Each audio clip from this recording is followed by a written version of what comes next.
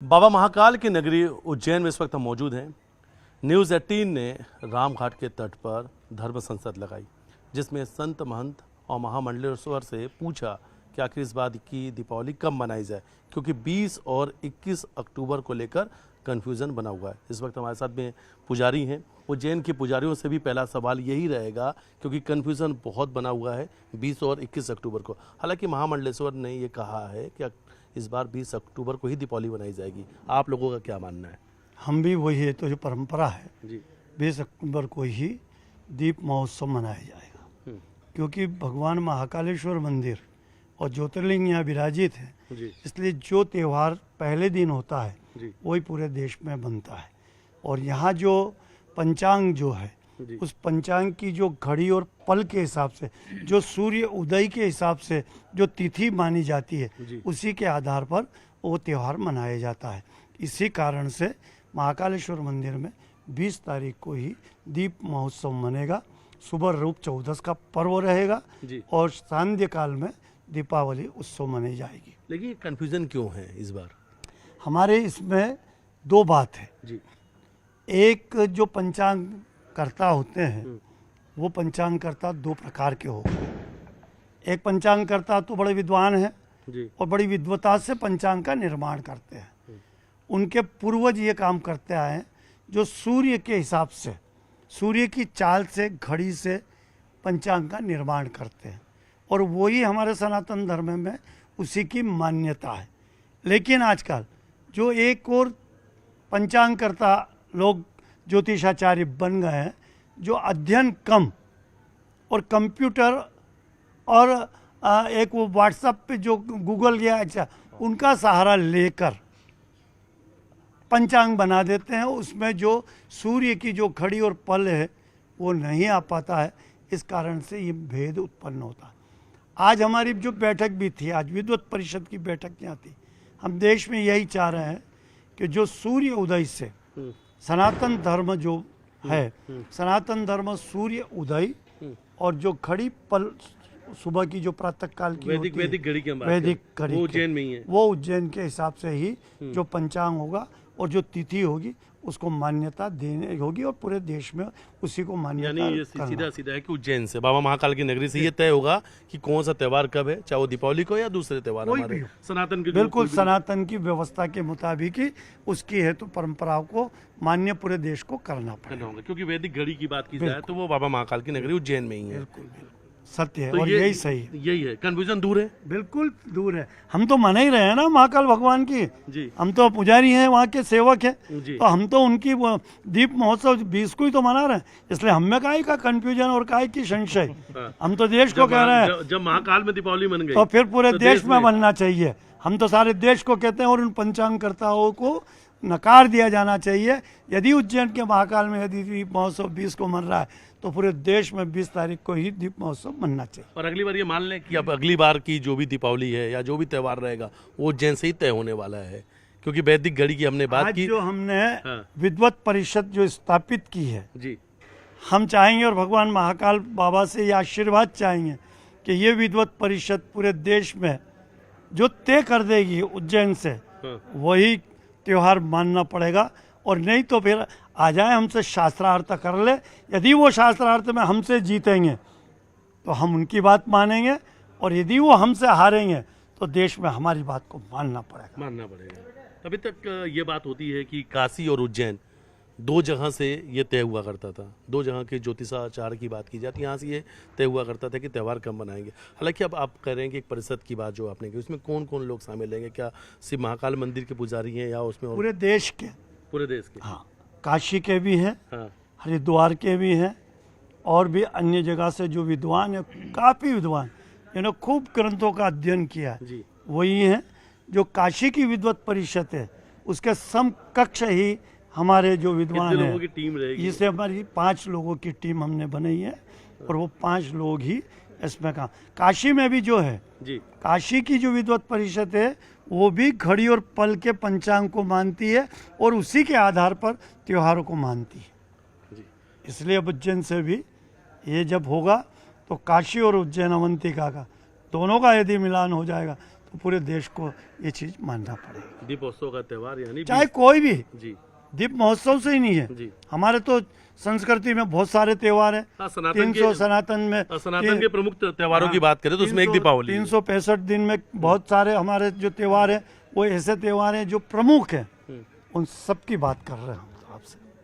माँ लक्ष्मी का त्योहार है। माँ लक्ष्मी को प्रसन्न करने के लिए कौन से मंत्रों का उच्चारण करना चाहिए? अब शुरुआत करते हैं माँ लक्ष्मी के पूजन के एक साथ। मंत्र बोल देते हैं। हरि ओम श्री शादे लक्ष्मी शबदन्यां वहोरात्रे पारगस्मे नक्षत्राणि रूपमश्विनौ ज्ञातं इष्टनिघाणाम् ॐ मयिघाण सर्वलोकं मयिघाण। इस मंत्र का उच्चारण अब बाकी का जो भी है ये हमारे बीच में भागवताचार्य, जी जी भागवत की कथा, हाँ राम कथा जी। अभी सीधे आपके सीधे इन्हीं से इनसे पूछेंगे करते हैं। आप कि इन्हीं से इस माँ विषय का लक्ष्मी के पूरा पूजन में क्या किन किन बातों का ध्यान रखना चाहिए। और सबसे बड़ी बात है कि इस बार दीपावली का जो त्योहार है उसमें शुभ मुहूर्त कौन सा है, किस मुहूर्त पर पूजा करना इस चाहिए? साइड में ये कर्मकांडी है। सर्वप्रथम आप इन दोनों से तो आपके चैनल के माध्यम से संपूर्ण देशवासियों को दीपावली के दीपोत्सव की हार्दिक मंगलमयी शुभकामनाएं। माँ लक्ष्मी की कृपा से सुख शांति समृद्धि धन ऐश्वर्य सुख शांति सबके घर में व्याप्त हो। नमस्तेस्तु महामाये श्री पीठे सुरपूजिते शंख चक्र गदा हस्ते महालक्ष्मी नमोस्तुते। और अभी आपने पूछा कि संपूर्ण देशवासियों को विशेष रूप से माँ लक्ष्मी के कौन से महामंत्र का जाप करना चाहिए जिससे माँ लक्ष्मी विशेष रूप से प्रसन्न हो। इसलिए भगवान नारायण से संबंधित मंत्र है ओम श्रीम ह्रीम श्रीम कमले कमलालये प्रसीद प्रसीद श्रीम ह्रीम श्रीम ओम महालक्ष्मी नमः। इस महामंत्र के द्वारा माँ भगवती के पूजन के बाद अर्चन करें। दूसरी बात, दीपावली 20 तारीख को ही मनाई जाएगी। हमारे यहाँ पर एक व्यवस्था है कि अधिक समय में लोग गोधूली बेला में ही पूजन करते हैं। गोधूली बेला जिसको हम वृषभ लग्न के नाम से जाने जाते हैं। सायंकालिक सत्र में गोधूली बेला में सब पूजन करें जो अत्यधिक फलदायी होती है। और दूसरी बात, विशेष मनोरथ के लिए अगर कोई इस पूजन को करना चाहे तो सिंह लग्न में रात्रिकालीन 12 बजे के बाद सिंह लग्न लग जाती है। उस सिंह लग्न में हम भगवती का पूजन करें, रात्रि जागरण करें, विशेष कमल पुष्पों के द्वारा या विशेष विधियों के द्वारा माँ भगवती का हवन करें या कमल पुष्पों के द्वारा माँ भगवती का अर्चन करें, जिससे विशेष रूप से माँ लक्ष्मी प्रसन्न होकर के सबको सुख शांति समृद्धि का वरदान प्रदान करती है। तो मुहूर्त कौन सा रहेगा, समय क्या रहेगा? जैसा कि बताया ये आचार्य जी ने, बहुत जो दर्शक इस वक्त देख रहे हैं, हालांकि दर्शक ये समझते हैं कि 8 बजे 8:30 बजे 9 बजे 10 बजे इस तरीके से उस समय समझ पाते हैं। हाँ, तो आपको क्या वो समय कौन सा है? और सबसे बड़ी बात है घर में पूजन का क्या समय होना चाहिए? और जो लोग व्यापारी हैं या जो लोग जिनकी दुकानें हैं, व्यापारी जो लोग हैं, उन्हें किस वक्त में पूजन करना चाहिए? जो व्यापारिक प्रतिष्ठान से संबंधित हैं, जो वैश्वानर हैं, जो व्यापार करते हैं, उन्हें लगभग 4:30 से शाम को 6 बजे तक का मुहूर्त है उनके लिए श्रेष्ठ मुहूर्त होता है।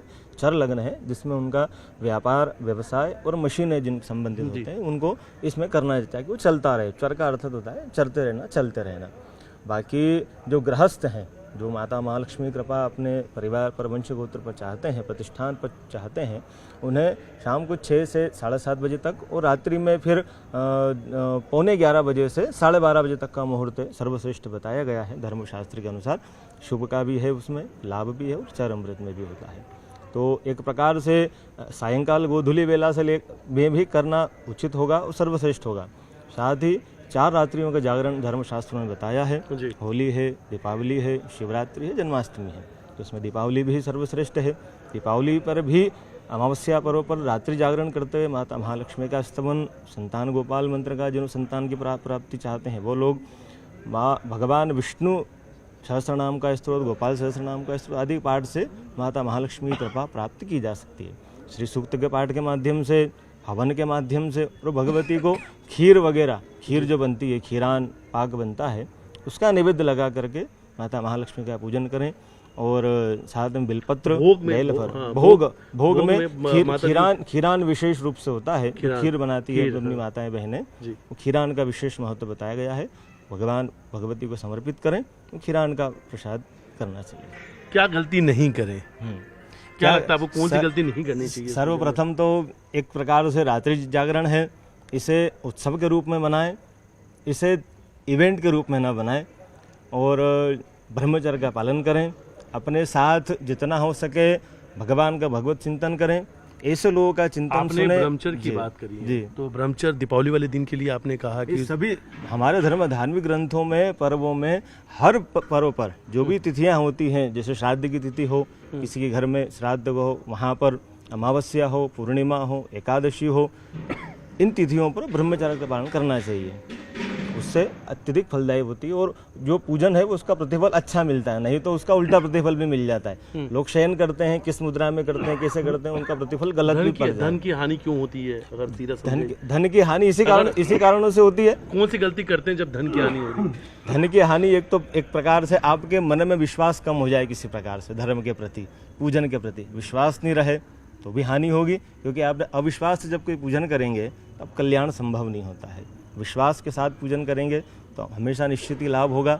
और जब बात रही धन हानि की, तो धन हानि तो अपने कर्म के आधार पर होती है। जिस प्रकार का आपका कर्म होगा उसी प्रकार से धन की प्राप्ति और धन की हानि होगी। विधि विधान से पूजन पाठ की बात की जा रही है, क्या लगता है आपको कि घर में धन की वर्षा हो, महालक्ष्मी प्रसन्न हो, किस तरीके से पूजन पाठ करना चाहिए? क्या क्या भोग लगाना चाहिए? कौन कौन सी पूजन पाठ में सामग्री शामिल होनी चाहिए? देखिए, वैसे तो दीपावली अमावस्या के दिन हम पूजन करते, लेकिन ये 5 दिवसीय त्यौहार है। एकादशी, कल से ये त्यौहार प्रारंभ हो जाए। एकादशी, द्वादशी, त्रयोदशी, धनतेरस पे कुबेर भगवान की पूजा, चतुर्दशी रूप 14 जिसके रूप में मनाते हैं। उसके बाद माँ भगवती का, महालक्ष्मी का। महालक्ष्मी के लिए एक विशेष शिव महापुराण में एक बात कही गई है कि माँ भगवती लक्ष्मी का विशेष किन सामग्री के द्वारा पूजन किया जाए। तो माँ भगवती के लिए लक्ष्म्यास्तन उत्पन्न महादेवस्य च प्रियम बिल्वपत्रम, तो बिल्वपत्रम प्रयच्छामि एक बिल्वम शिवार्पणम। भगवान शिव को प्रसन्न करने के माँ लक्ष्मी ने 1000 कमल पुष्पों से अर्चन किया, और भगवान नारायण ने किया तो 1 कमल पुष्प अदृश्य कर दिए भगवान शिव ने, और माता लक्ष्मी ने 2 कमल पुष्प उनके अर्चन में भगवान ने अदृश्य कर दिए।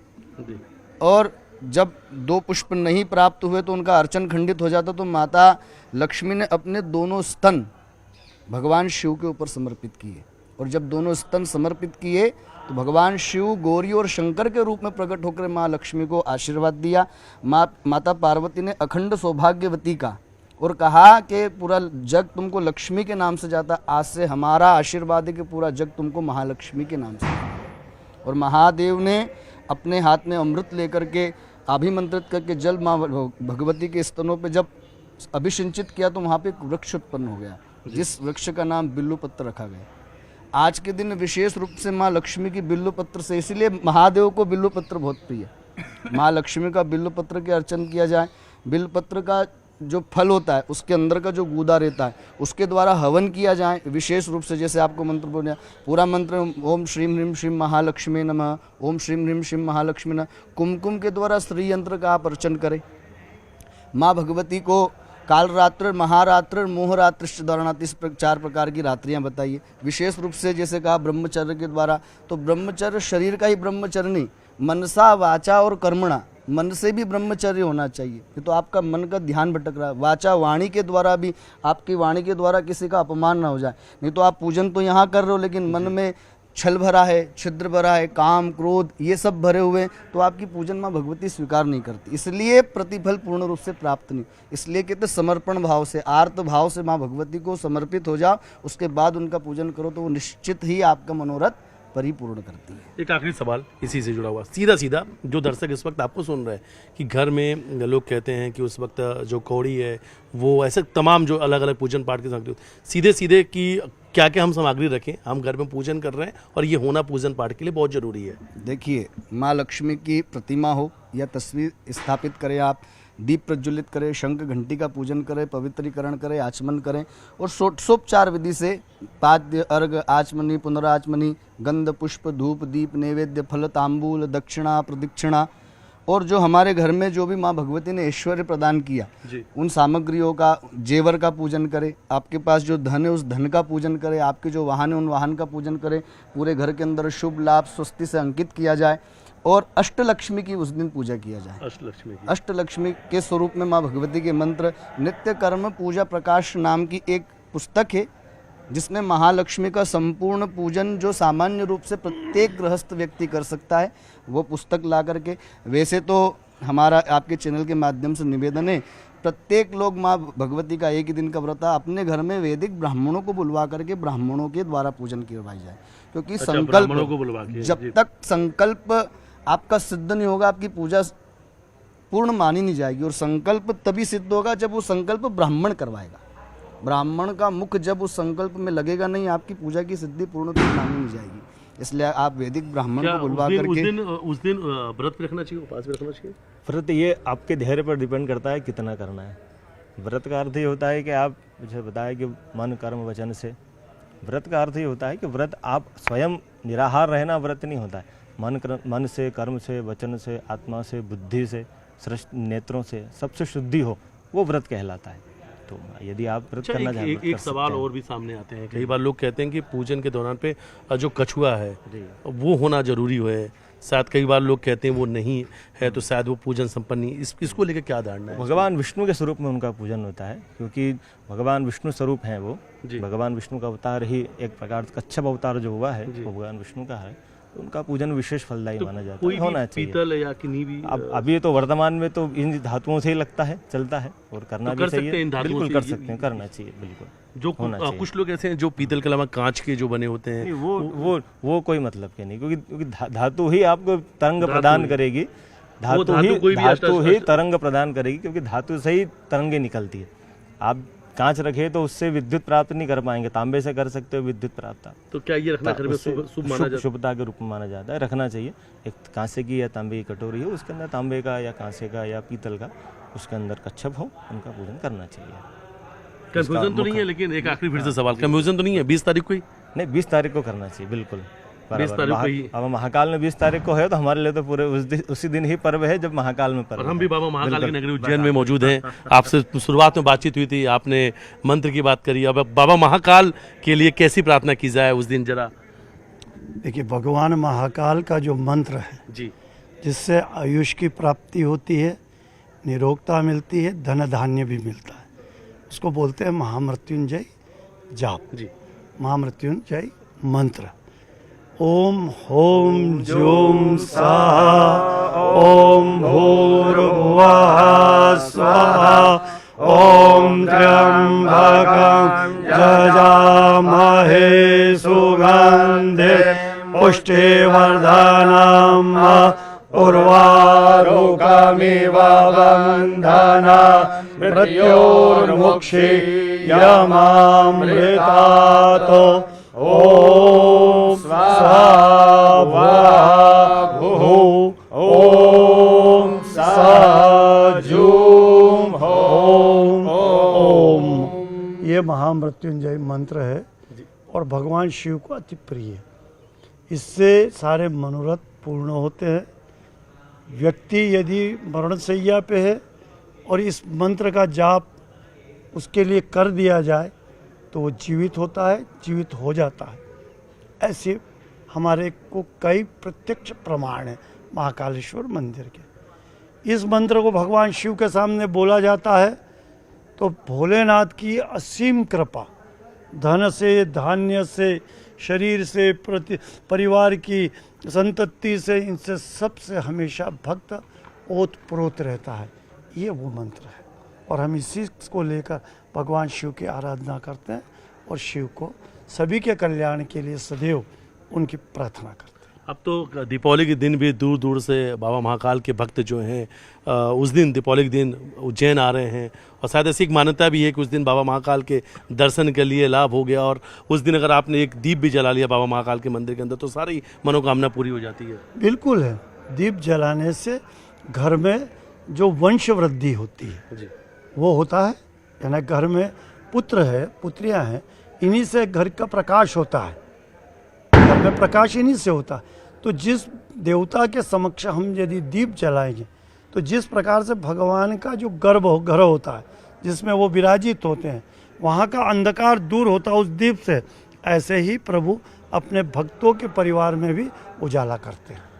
माँ लक्ष्मी की पूजन कैसे करें और आप चाहते हैं घर में धन की बारिश हो, धन की वर्षा हो, तो अभी इस वक्त आपने न्यूज़ 18 पर तमाम आपने महंतों को सुना है, तमाम पुजारियों को सुना है आपने, और उन्होंने बताया कि किस तरीके से आपको पूजन पाठ करना है, किसका ख्याल रखना है और कौन सी गलतियाँ नहीं करनी है। इस प्रोग्राम को जरूर देखिएगा, इसे मिस बिल्कुल मत कीजिएगा और इसमें सब कुछ आपको पता चलेगा कि आखिर किस तरीके से माँ लक्ष्मी की पूजन आपको अपने घर में करना है। वीडियो जर्नलिस्ट डल्ला साथ मिथिलेश गुप्ता, न्यूज़ 18 उज्जैन।